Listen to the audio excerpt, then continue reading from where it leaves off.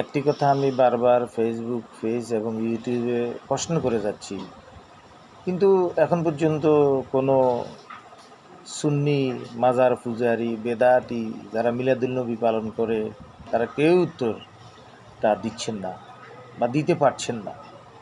আমি বলেছি রাসূল পাক সাল্লাল্লাহু আলাইহি সাল্লাম জন্মগ্রহণ করেছে 570 খ্রিস্টাব্দের ইংরেজি মাসের কোনো একটা ইংরেজি ক্যালেন্ডারের দিনে। যেহেতু রাসূল পাক সাল্লাল্লাহু আলাইহি ওয়াসাল্লাম যেদিন হিজরত করেছিলেন মক্কা থেকে মদিনায়, সেদিন থেকে হিজরি সাল গণনা করা হয়েছে। তো রাসূলের জন্মের সময় তো রবিউল আউয়াল মাস বা সোমবার গণনার কোনো প্রশ্নই আসে না। এজন্য মর্মান্তর রয়েছে, কোথাও সঠিক তারিখ ঘোষণা করা হয়নি।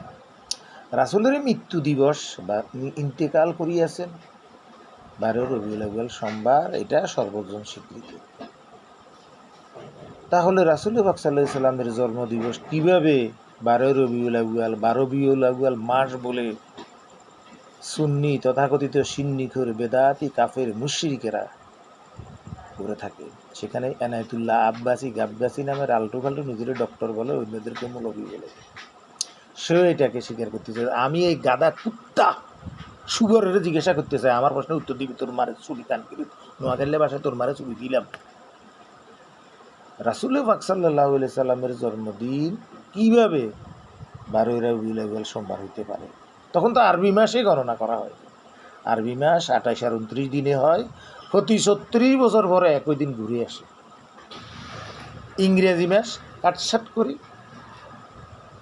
365 দিন, 366 দিন, একদিন বাড়তি হইলে লিফিয়ার, এই ধরনের হিসাব নিকাশ করে বরাবর রাখা হয়েছে। এজন্যে ঋতুচক্র সবসময় একই নিয়মে ঘুরে আসে।